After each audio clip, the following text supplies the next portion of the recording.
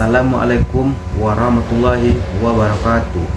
Perkenalkan, nama saya Vigo Dwi Putra dengan NIM 21042369, Prodi Ilmu Administrasi Negara, akan membuat video governance digital tentang studi kasus dampak digital governance terhadap peningkatan masyarakat.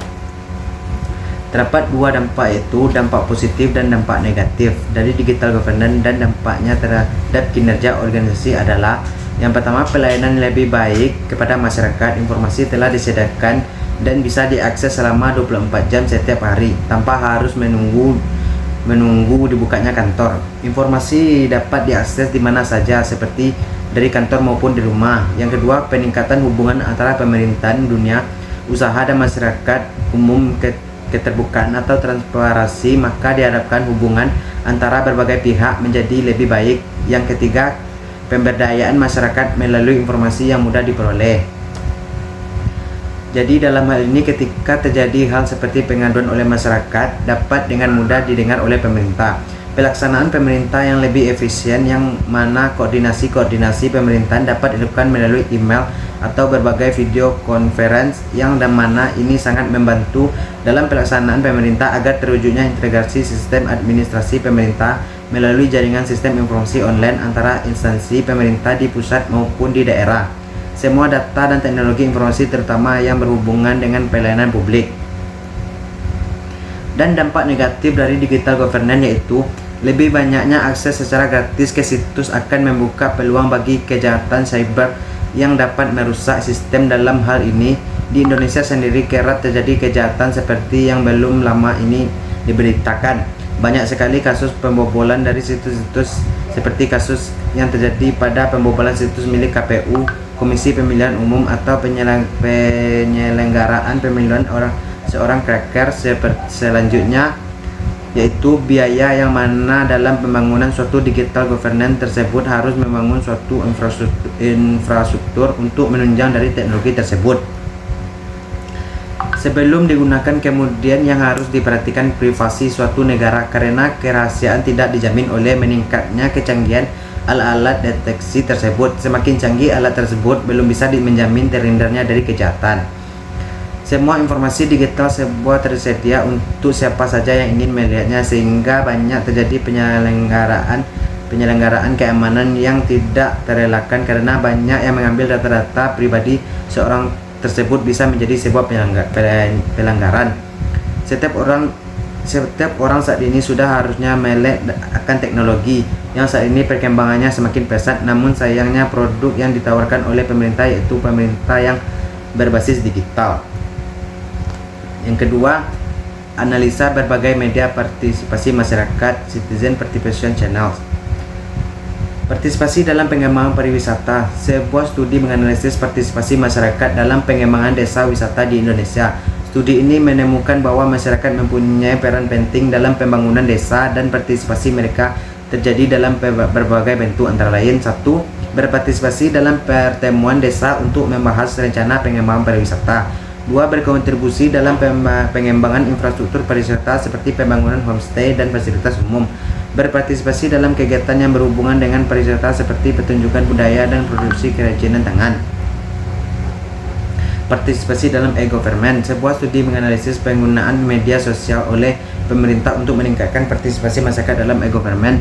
Studi ini menemukan bahwa media sosial dapat memfasilitasi komunikasi dua arah antara pemerintah dan masyarakat, sehingga dapat menghasilkan pemerintahan yang lebih transparan, efektif, dan efisien. Kajian ini mengidentifikasi beberapa bentuk partisipasi masyarakat dalam e-government, antara lain: berpartisipasi dalam pertemuan desa untuk membahas rencana pengembangan pariwisata, memberikan masukan terhadap rencana pengembangan pariwisata, berkontribusi dalam pengembangan infrastruktur pariwisata seperti pembangunan homestay dan fasilitas umum, berpartisipasi dalam kegiatan yang berhubungan dengan pariwisata seperti pertunjukan budaya dan produksi kerajinan tangan. Partisipasi dalam proses politik. Sebuah studi menganalisis partisipasi masyarakat dalam pembentukan peraturan perundang-undangan di Indonesia. Studi ini menemukan bahwa partisipasi masyarakat dalam proses legislatif dapat menghasilkan pemerintahan yang lebih demokratis dan inklusif. Kajian ini mengidentifikasi beberapa bentuk partisipasi masyarakat dalam proses legislasi, antara lain satu, memberikan masukan terhadap perencanaan undang-undang melalui konsultasi publik dan undangan pendapat. 2. Berpartisipasi dalam debat publik dan diskusi mengenai usulan undang-undang. 3. Menandatangani petisi dan mengirimkan surat kepada anggota parlemen untuk menyatakan pendapat mereka tentang undang-undang. 4. Mengorganisir protes dan demonstrasi untuk meningkatkan kesadaran akan isu-isu untuk mempengaruhi keputusan legislatif. Yang ketiga, studi kasus model-model komplain manajemen di berbagai praktik di Indonesia maupun di negara lain selain Indonesia. Tentang penerapan manajemen penanganan keluhan peserta pelatih, studi kasus di Pusdiklat, Badan Siber dan Sandi Negara. Keluhan peserta pelatihan bagi Pusdiklat BSSN dijadikan sebagai bentuk evaluasi diri dari kinerja yang telah dilakukan oleh institusi. Dengan adanya keluhan peserta Pusdiklat BSSN dapat mengetahui kelemahan yang ada pada institusi dan memperbaiki kelemahan tersebut.